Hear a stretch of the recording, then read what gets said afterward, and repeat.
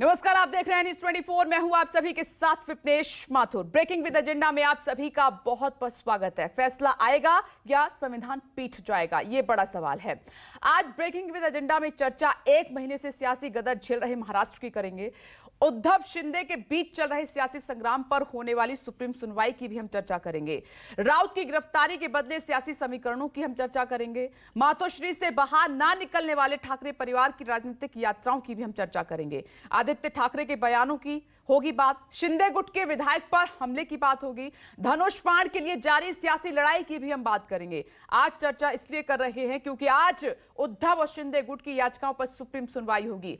अयोग्यता, राज्यपाल का आमंत्रण, विश्वास मत में 2-2 व्हीप, लोकसभा में शिंदे गुट का चीफ व्हीप, चुनाव आयोग में शिवसेना पर दावा, सबका फैसला सुप्रीम कोर्ट के फैसले पर टिका है। हालांकि आज सुप्रीम कोर्ट देखेगा कि मामले की सुनवाई 3 जजों की बेंच करेगी या यह मामला संविधान पीठ को दे दिया जाएगा, क्योंकि देश में ऐसे सियासी हालात कभी किसी पार्टी के अंदर नहीं हुए।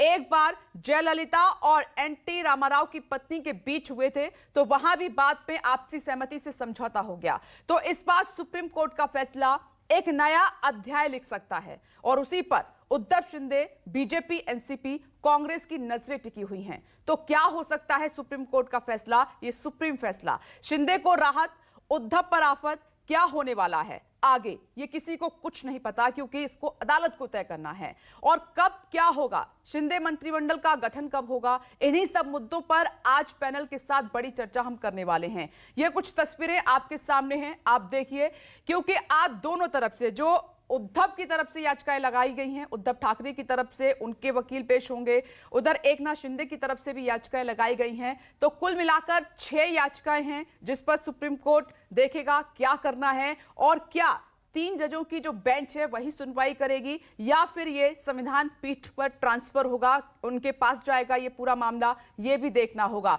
क्योंकि ये खबर है कि शिंदे गुट की तरफ से यह कहा गया था कि मामला इलेक्शन कमीशन में है, तो अब जो मौजूदा बेंच है वो इस पर सुनवाई नहीं कर सकती, हायर बेंच के पास ये मामला ट्रांसफर किया जाए।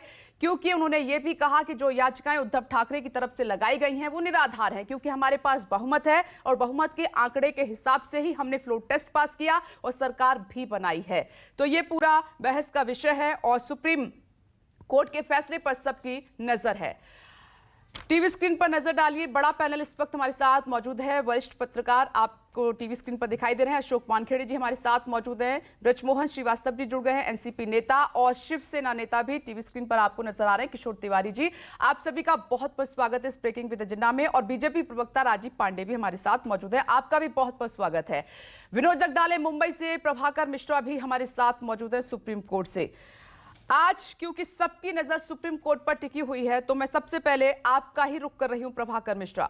प्रभाकर, कुल 6 याचिकाएं जिनके बारे में आप हमें बताने वाले हैं, दोनों तरफ से जो लगाई गई हैं, आज सुप्रीम कोर्ट उसको देखेगा। क्या ये मौजूदा बेंच सुनवाई करेगी या फिर आगे दूसरी बेंच के पास ये मामला जाएगा? क्या होने वाला है आज?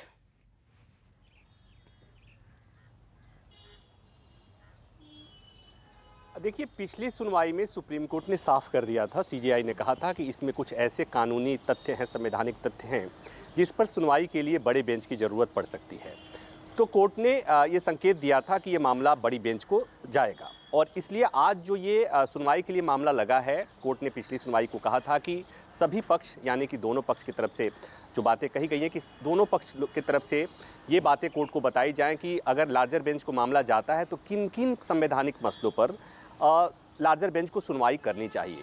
तो ये दोनों पक्ष के लोग सुप्रीम कोर्ट के सामने आज बताएंगे और आज ये मुद्दे तय होंगे, कानूनी मुद्दे तय होंगे कि किन मुद्दों पर, किन संवैधानिक मुद्दों पर सुनवाई होगी अगर आगे ये मामला लार्जर बेंच को जाता है। मतलब ये कि सुप्रीम कोर्ट ने जो पिछला संकेत दिया था वो आज संकेत क्लियर हो जाएगा, मामला कि लार्जर बेंच को जा रहा है। इसकी पर्याप्त संभावना है कि मामला लार्जर बेंच को जा रहा है। और क्यों जा रहा है इसे थोड़ा सा समझना होगा कि दल बदल विधेयक को, दल बदल को लेकर के कई बार सुप्रीम कोर्ट में मामले आए हैं, सुप्रीम कोर्ट के कई फैसले हैं, लेकिन महाराष्ट्र के मामले में कुछ चीज़ें ऐसी आई हैं, कुछ तकनीकी बातें इस तरह से प्रकट हुई हैं जिसका पहले किसी हाई कोर्ट या सुप्रीम कोर्ट ने उसका ऐसे कानूनी मसलों का निस्तारण नहीं किया है। मसलन कि अगर स्पीकर को रिमूवल का नोटिस जारी कर दिया गया तो उसके बाद स्पीकर ने अगर किसी का डिस्क्वालिफिकेशन, विधायकों के डिस्क्वालिफिकेशन का नोटिस जारी किया हुआ है और इस बीच स्पीकर को हटाने के लिए मोशन पारित कर दिया जाता है, तो उस सूरत में क्या होता है।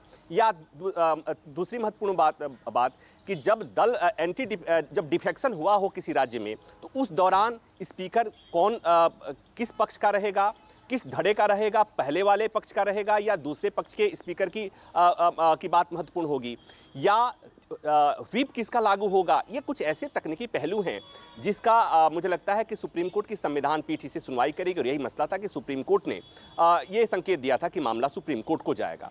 तो विपनेश, एक बात तो तय है कि मामला अगर सुप्रीम कोर्ट को बड़ी बेंच को जाता है तो ये एक बार फिर मामला लंबा खींचेगा, इसलिए कि बड़ी बेंच को जाने का मतलब होता है कि कम से कम 5 जजों की बेंच, और ये जजों की उपलब्धता के हिसाब से मुख्य न्यायाधीश इस बेंच की गठन करेंगे और उसके हिसाब से, उस जजों की उपलब्धता के हिसाब से ही वो बेंच बैठेगी।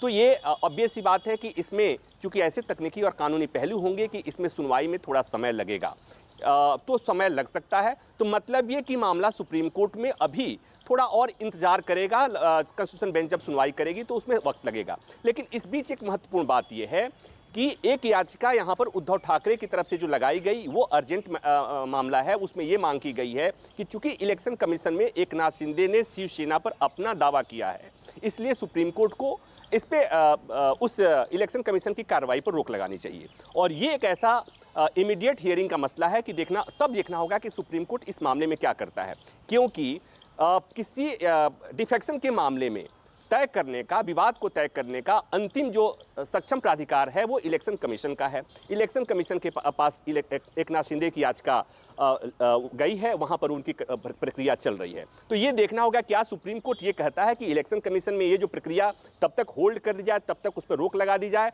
जब तक सुप्रीम कोर्ट इसे नहीं तय करता है। तो ये बात भी सुप्रीम कोर्ट की आज की सुनवाई में तय होगी। तो मतलब ये कि आज कुल मिलाकर कोई फैसला नहीं आने जा रहा। अगर फैसला आएगा भी और तकनीकी एक अंतरिम आदेश आएगा तो केवल उस याचिका पर आएगा कि इलेक्शन कमीशन में शिवसेना किसकी है, उसको लेकर जो कार्रवाई चल रही है उस पर कोर्ट हो सकता है कोई अंतरिम आदेश पारित कर दे। लेकिन जो ओवरऑल जो सियासी संकट है और सरकार के गठन का मसला है, और राज्यपाल ने एकनाथ शिंदे को मुख्यमंत्री बनाने के लिए जो आमंत्रण दिया था और जिस तरह से उनको शपथ दिलाई गई, इसे उद्धव ठाकरे ने चैलेंज किया है, उस पर क्या होगा, विधायकों की अयोग्यता के मसले पर क्या होगा, ये तमाम मसले हैं। ये इस पर लंबी सुनवाई होगी और बाद में इस पर फैसला आएगा। तो विपनेश, ये तकनीकी तौर पर एकेडमिक्स के लिए पढ़ने पढ़ाने की चीज़ें होंगी, फिलहाल इसमें समय लगेगा। लेकिन बड़ा सवाल यही कि 1 महीना से अधिक हो गए और अब तक महाराष्ट्र में मंत्रिमंडल का गठन नहीं हुआ है। यही सवाल है कि क्या महाराष्ट्र में इस बात का इंतजार किया जा रहा है कि सुप्रीम कोर्ट कुछ आदेश पारित करे, अंतरिम आदेश पारित करे, या इलेक्शन कमीशन का फैसला आए, या महाराष्ट्र का सियासी जो समीकरण है वो ठीक नहीं महाराष्ट्र की मंत्रिमंडल की बात कर दी है तो प्रभाकर मिश्रा सुलझाने की कोशिश की जा रही है। और इस बीच में नमस्कार, मैं हूं मानक गुप्ता। अगर आपको हमारा ये वीडियो पसंद आया हो तो इसे लाइक और शेयर जरूर करें, और हां, हमें सब्सक्राइब और फॉलो करना ना भूलें ताकि आप देश और दुनिया की कोई खबर मिस ना करें। तो जुड़े रहिए हमारे साथ और देखते रहिए न्यूज़ 24।